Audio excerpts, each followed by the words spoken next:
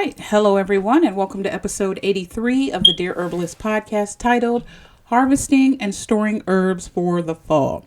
If you are new here, you are most certainly welcome.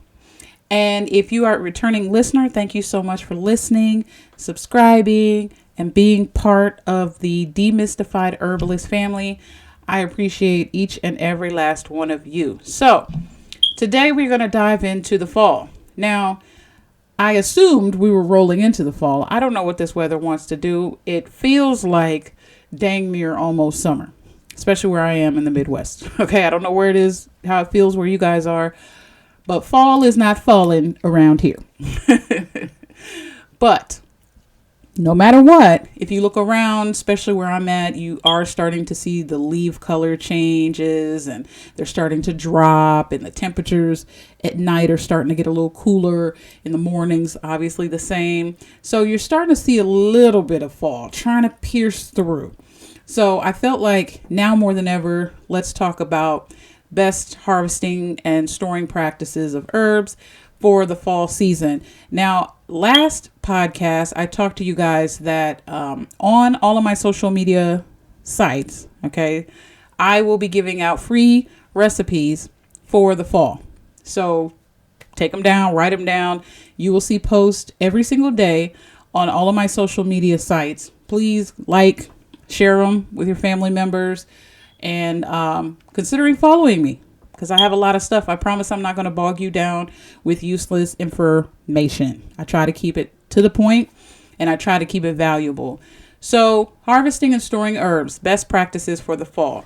Now, harvesting and storing herbs in the fall is very important for maintaining their potency and to make sure that you have a good supply of herbs that you can use during the winter months. So I'm going to give you some tips and techniques tonight to help you get the most out of your fall herb harvest, because you still should be out there grabbing these herbs. Go ahead and get them now. Start building your herb pantry. If you don't have one, don't make it complicated. Get an herbal guide or field guide, as they call them. Look at what's in your area. Sit down and determine what type of issues your family tends to deal with around this time. Find herbs that can address it and go look for them. Okay? That's the little tips first.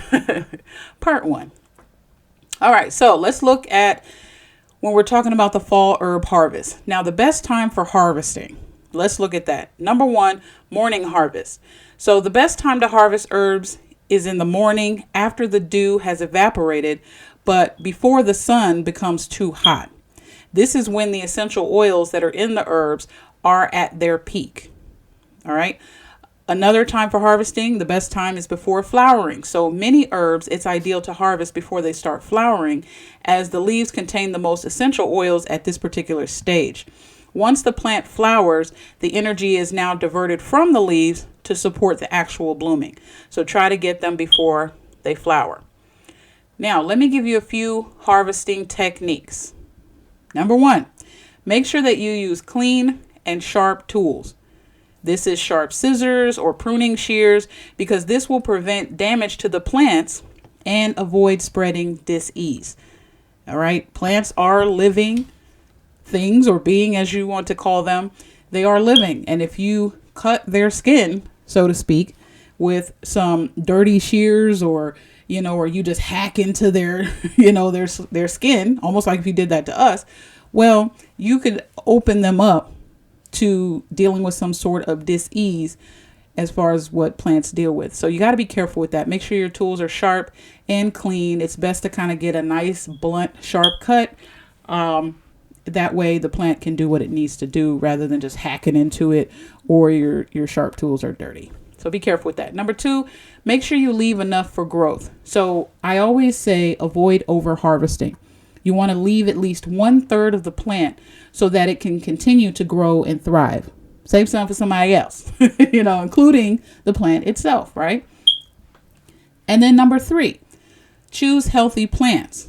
So harvest from healthy plants that are free from pest or disease, discolored leaves and withering and that type of stuff. You want to stay away from that. If you just see a whole bunch of pests or bugs or anything burrowing in the bark or in that kind of stuff, and it looks just nasty and yucky, you kind of want to stay away from that. Why? Because what you ingest, you put it in your system, and your body has to deal with that too. So you want to try to give your body healthy plants so that it knows exactly what to do with it and it won't treat it as foreign. All right. So tip number 3, let's talk about drying herbs. Okay. Drying herbs. Now, there are a lot of different ways that you can dry herbs, but I'm going to give you 3 most common ways so that when you do harvest your herbs, you kind of have a method that works for you. There's no one right way. Some people, will advocate for one way over the other. But I mean, at the end of the day, the point is to make sure they're dry and make sure that once you store them, they have to be absolutely completely dry. If they are not, any moisture in your jars or on your herbs will cause mold, will cause bacteria, will cause another whole ecosystem to set up in your herbs. And imagine going out, you found the plants you're looking for, you clip them right, you harvest them right, your tools are clean, you're not damaging the plant, you thank the plant for what it gave you, you thank the Most High for providing the plant, you keep it moving, you get in your car, you drive home, okay, you sit down, you get your herbs all together, you try these methods I'm getting ready to tell you to dry them out, and then you store them, and then next thing you know, a week or 2 later, you're in the comments on one of these herbal blogs. Hey, I noticed that my herbs that I dried, now they have mold on them. So you've done all of that work only to get to that point, and it's like, dang. Okay. So this is a very important one. The harvesting techniques are very important, but drying them is very, very, very important. Okay. Number 1, air drying. This is a technique where what you do is you get a bunch of herbs, okay, and you do bundles. Then you take some twine or some kind of natural, maybe cotton thread, that type of thing. Tie it and then hang it upside down in a well ventilated and warm space. Now you want to make sure that they are not exposed to direct sunlight, and you do this to prevent the degradation of oils and flavors. All right. Now this is one of the most traditional methods where you may see, if you've looked up different things, even back in the day, they were hanging stuff. Because why? They didn't have the dehydrators and they wasn't finna put nothing in no oven. So that was one of the best ways. Now, the thing about air drying, it does take a little time. So you have to make sure you keep that in mind. So just keep that in mind, right? Another method of drying herbs is a dehydrator. So if you need to speed up the drying process, okay, or let's say you live in a very humid environment and hanging things upside down and waiting for them to dry may not happen or may not be a good idea for you, then using a food dehydrator, you want to keep it on a low heat around 95 degrees Fahrenheit to maybe 115 Fahrenheit, play around with it. This can be effective. Now, me personally, and they're not paying me for this, though they probably should, I use the Excalibur. I put a little more money on the front end because I knew that not only was I going to sell teas and things like that, but I was also going to use them a lot for my family, and I wanted it to last for the long haul. Trust me, I looked at some of those other dehydrators that was $50 and I was like, oh, this might work. But by the time, you buy 5 or 6 of those, you might as well just get something that, is a good price, but it does actually work. And I did a lot of research, and I've been using the Excalibur for years now. So that's what I use, but you use whichever one works for you and whichever one works for your budget. But the dehydrator will actually speed up the drying process. Okay, so that's a reason why some people may choose that over the air drying. If you're new to this, I would say consider dehydrating, but also try the air drying. So maybe try air drying those herbs that you can wait on. You just want to see how the process goes. But if you need something, a little shorter, maybe 24 hours, maybe 48 hours turnaround time, then I would say look at using a dehydrator, especially if you are my product making herbalist out there and time is money. And then another one, let's say, you know what, that's cool and all. I don't want to spend $300 for a dehydrator. I don't spend $400, $500. I just don't want to do it. What other way could I do it to speed it up a little bit, but not break the bank? The third way that you can do it is called oven drying. Now, you can dry herbs in the oven. You want to keep it at a low temperature, so that's below 180 degrees Fahrenheit. But you want to monitor them closely to make sure that you prevent overheating as well as loss of potency. So you have to baby them just a little bit, especially because a lot of people's ovens, especially I know mine is acting crazy right now, but it's hard to keep a solid, steady temperature, especially if there's any cracks in your oven, the door don't close all the way, or just anything. If it doesn't keep that steady state of heat and temperature, then you're going to have a problem. So, and anytime, no matter if you're using a dehydrator or even oven drying or even air drying, if you hear, if you're bending, let's say you do bark, right? So if you're able to bend it, it snaps immediately, right? Like immediately. That's how you know, okay, this is good and dry. But if it kind of bends, it's kind of gummy. This is even the stems and even the leaves. If it still has that kind of bounce to it, kind of gummy, it's not dry. You may have the outside dry, but if you were to cut it in half and look on the inside and just dab it on your wrist, you'll see there's a little moisture in there. So always double check to make sure that there is no moisture anywhere in there, because if you do not properly dry it, you will pay the price. You will see a cute little ecosystem built in your jar, and you might as well just keep it and enjoy it, and use it as a reminder, hey, I need to make sure my stuff is dry. Especially, again, if you're a product making herbalist, you don't want to get in trouble for selling somebody something that's moldy. Nobody wants that, right? All right, so we talked about the best time for harvesting. I gave you a few harvesting techniques. We talked about drying herbs. Now let's talk about how to store them. Okay, I'm gonna give you a couple of ways and a few little tips on how you can store herbs. Number one, you want to make sure that you use airtight containers, because once your herbs are thoroughly dried, and remember I told you they should crumble easily between your fingers if it's leaves, you should have that snap with the bark and the stems, that kind of thing. What you want to do is store them in airtight containers such as glass jars. Avoid plastic, as it can absorb flavors and compromise your quality. Okay, use mason jars. Get them while they're cheap. Go to the thrift store, get you some, wash them, heat them in the oven to get all the bacteria, all that crap out of there. Whatever you got to do, make sure it's glass jars. A lot of people, they're like, oh, glass jars are expensive. This is expensive. That is expensive. Go to your local thrift store. Go online. Okay. Go to Walmart. They tend to have really good prices on their mason jars, but use whatever you use. Okay. I don't even care if you use an old pickle jar. Whatever you use, make sure it's glass. We want to stay away from plastics. Number two, labeling. Always label your jars with the name of the herb, the date it was harvested. Okay. Always make sure that you do that. Now, some people go a step further and they try to say, okay, well, this is this particular herb. I did a little research. It said that this herb will probably last for the next 2 years. So they want to put an expiration date. You can certainly do that. There's nothing wrong with that. You kind of play that by ear. Okay. But no matter what, put the name of the herb, the common name, as well as the scientific name. Okay. Then you want to put the date it was harvested so that you can keep track of the freshness. And if you want to, you can also put on there where you got it from. Because some places you go, you may not ever forget. You may have lucked up and ran up on some place and it's like, oh, shoot, they got a whole bunch of white pine over here. I'm going to get this.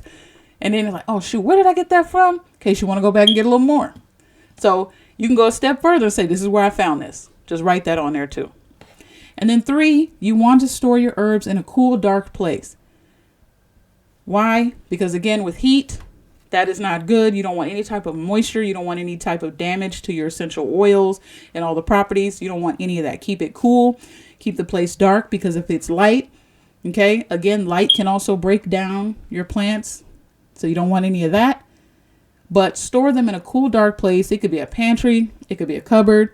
Whatever you want to do. But the goal overall is to preserve their potency. Because like I said, exposure to light and heat can degrade the essential oils in the herbs, and that will defeat the purpose. So you don't want to do that. Now, number 5, freezing herbs. Let's talk about this a little bit. So Some herbs like basil and cilantro tend to retain their flavor better when you freeze them. And so you can freeze whole leaves, or you can blend the herbs with a little water or olive oil and freeze them in ice cube trays. And then another option, especially if you want to use it for cooking, is that you can infuse your herbs in oil or make some kind of herb infused ice cube to preserve the flavor as well as the nutritional benefits when you are using it for cooking. And I am a big proponent of not only ingesting, eating your herbs, put them on your skin, all of that stuff, right? Now, we're talking about the fall. Why fall harvesting is important. Number one, let's talk about that. Maximizing potency. So as your growing season comes to an end, many herbs naturally reach peak potency in the fall.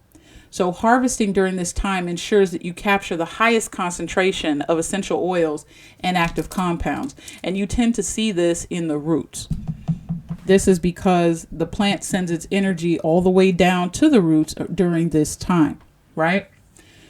Another reason, winter supply. So by properly harvesting and storing your herbs, you can have a reliable supply to use for teas, cooking, and medicinal purposes during winter months when fresh herbs are harder to come by. All right. And then number 3, seasonal rhythms. And I have a podcast coming out soon. We're talking about rhythms and, kind of following nature and the patterns of nature and patterns of life and that type of stuff and how we can align with that. But in herbal medicine, it's important to follow the natural rhythms of the seasons. Fall is a time to gather and prepare for the colder months ahead, and this aligns with the cycles of nature. You could see the animals doing that, so we should be doing that too, rather than kick back on the TV, drinking our pumpkin spice latte, waiting for the fall season of House of Cards or whatever else coming through. No, get your hips off the couch, okay, and start to really plan what type of herbs you want to harvest in the fall and start storing it up. Because it may be a time where you can't even get out the house. If things shut down or if a huge snowstorm, comes through. I don't know if it's going to come this season. Who knows, right? But let's just say it does. Let's just say, the weather was kind of jacked up right now, but the winter has got something for us. Then you want to make sure that you're storing up now. So that way you can have it and you're chilling. People may be knocking on your door or, digging a path to your door to come get what you got. Right? So take this time in the fall to gather and prepare for the colder months ahead. And if you prepare, then you can chill and have your pumpkin spice latte. You can have 2 of them.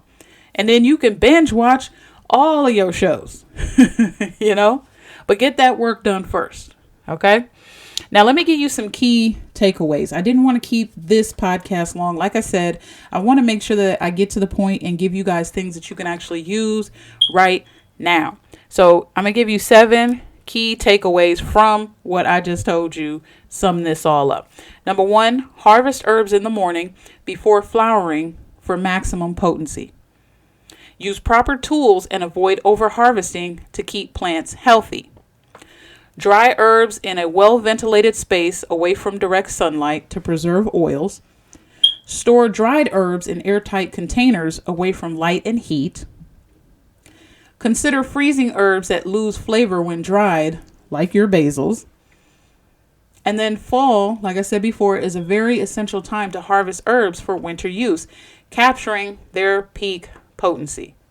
And really quickly, okay? The best part of medicinal herbs to harvest in the fall are typically the roots of the plant because they are the most concentrated with nutrients and active compounds around this time because the plant is, like I said before, drawing energy downwards after the growing season has ended. So some of these medicinal herbs that you can start harvesting their roots are valerian or your ginseng, your golden seal, okay? This is very, very important. If you are going to harvest the roots, maybe consider like a garden fork or something like that to carefully loosen the soil around the plant before you pull the root out. And then after that, make sure that you wash off any dirt. And then I would say, some people wouldn't, but I would recommend that you slice the roots into small pieces so that they can dry properly. That's just me. Now, some people will throw, let's say, the sticks, as they call it, in there. And I've done that too. But I think the best way, I guess, and one of the ways that would help is just to kind of slice it for proper drying. Okay. So by following these best practices, you can basically ensure that your herbs will retain their full potency and flavor, and also help you to have a nice, well-stocked herbal pantry for the winter. Like I said before, please keep it simple. Don't go too far. Don't go here and there. You don't have to do all that. Try to get those herbs that address multiple things. If you don't, you definitely should have white pine, any type of pines. You need to have those in your medicinal cabinets. Those are definitely very important. They're high in vitamin C, so you definitely want to get those going as well. But no matter what, enjoy the process and enjoy the journey. And if you like what you heard, please like, share, and subscribe. Follow me on all my social media sites at The Demystified Herbalist. And until next time, family, I'm out.